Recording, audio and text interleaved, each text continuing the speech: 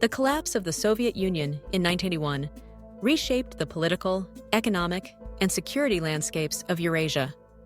The countries that emerged from the former Soviet bloc have since charted diverse courses in foreign policy, security cooperation, and international alignment. While an initial glance might suggest a simple division, Central Asian states leaning toward Russia, Eastern European nations turning to the West, the reality is far more complex. Each country's choices reflect a web of historical legacies, strategic calculations, and evolving national interests. Understanding these differences requires a nuanced exploration of their multi-vector foreign policies, security guarantees, and engagement with international organizations. In Central Asia, the nations of Kazakhstan, Uzbekistan, Turkmenistan, Kyrgyzstan, and Tajikistan share deep historical and cultural ties with Russia. These relationships are built on centuries of interaction, intensified during the Soviet period when Moscow's influence permeated every aspect of life. After gaining independence, Central Asian leaders faced daunting challenges: nation-building, economic transformation, and the need to ensure security in a region marked by porous borders and competing powers. Russia remained a natural partner, offering a familiar language of diplomacy, established trade links, and crucial security support. Economic dependencies endured, particularly in energy, labor migration, and infrastructure. Security arrangements, such as the Collective Security Treaty Organization, CSTO, provided Central Asian states with a framework for defense cooperation, addressing threats ranging from terrorism to border disputes. Yet, reliance on Russia alone was never a foregone conclusion. Central Asian countries have increasingly adopted multi-vector foreign policies, seeking to balance relations with Russia, China, the United States, and other regional actors. This strategy allows them to avoid overdependence on any single power and maximize their autonomy. China's economic rise has brought significant investment, particularly through the Belt and Road Initiative, which funds infrastructure and trade projects across the region. The United States, while less involved than during the immediate post-9/11 era, remains an important partner in security and development, especially in Afghanistan-related matters.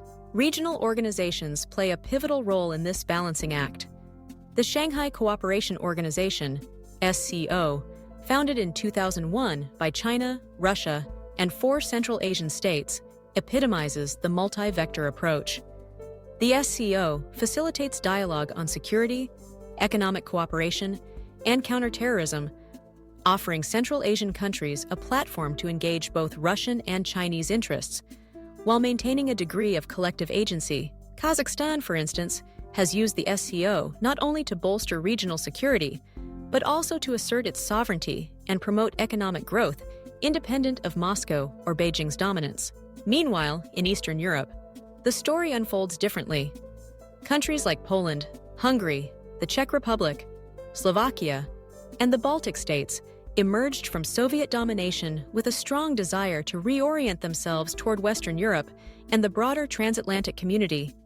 The memory of Soviet occupation and the suppression of national sovereignty shaped their post-independence trajectories. Aspirations for integration into Western political, economic, and security structures drove these nations to pursue membership in the European Union and NATO.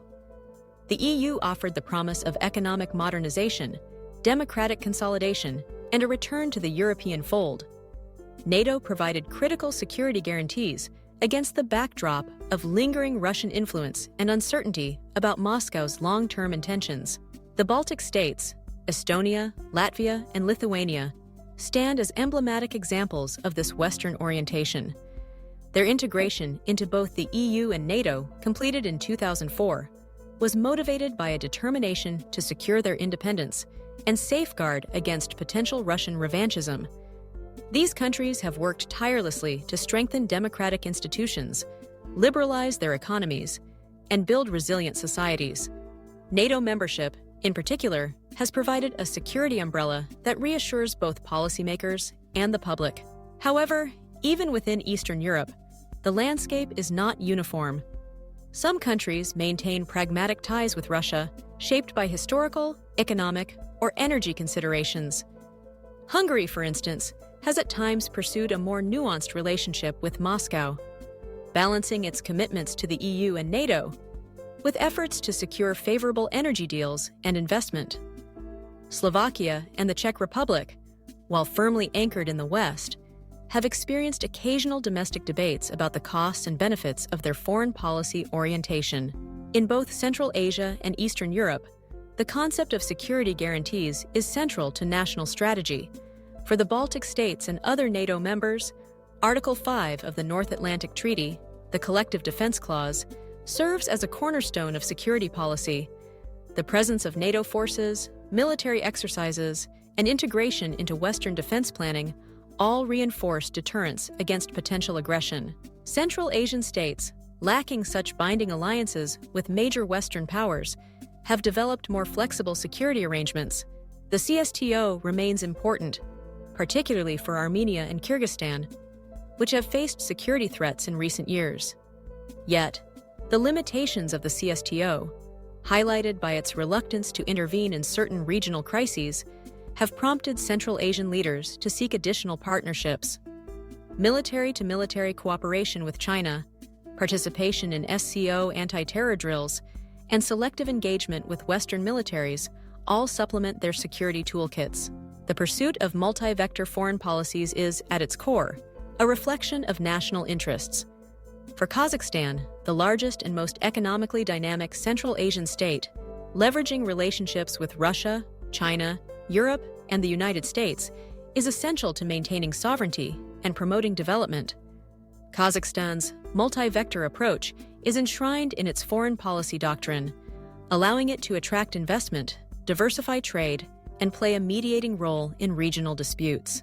Uzbekistan, historically more inward-looking, has opened up in recent years, seeking to reduce dependence on Russia and China by courting new economic partners and participating more actively in regional organizations. Turkmenistan, with its policy of permanent neutrality, demonstrates yet another path, eschewing formal alliances in favor of bilateral deals and limited engagement in multilateral forums. Latvia, as a Baltic state, illustrates the challenges and opportunities of navigating national interests within international organizations. As a member of both the EU and NATO, Latvia has committed to Western integration while maintaining pragmatic relations with its neighbors, including Russia. Participation in organizations like the SCO is more symbolic for Latvia, given its geographic location and security commitments to the West. However, Latvia's experience underscores the value of flexibility, dialogue, and alliance building in a complex geopolitical environment. Ultimately, the foreign policy orientations of former Soviet bloc countries are shaped by a combination of factors: geography, history, leadership choices, economic needs, and security imperatives. While Central Asian states generally maintain closer ties with Russia and increasingly with China, they strive to diversify their options and avoid over-reliance. Eastern European nations, especially those now integrated into Western structures, have sought security and prosperity through Euro-Atlantic partnerships, but continue to manage complex relationships with Russia. This dynamic is not static. Changing global power balances, regional crises, and shifts in domestic politics can all influence the trajectory of these nations. The war in Ukraine, for example, has intensified debates about security, sovereignty, and the risks of overdependence on any single external power.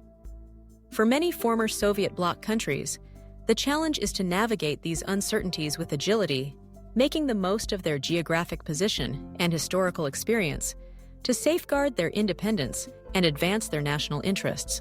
In summary, the differences between East and West in the former Soviet bloc are profound but not absolute. Each nation pursues its own path, informed by the past, but oriented toward a future in which security, prosperity, and sovereignty remain paramount. Multi-vector foreign policies, flexible security arrangements, and active participation in international organizations all are tools by which these countries seek to shape their destinies in an ever-changing world.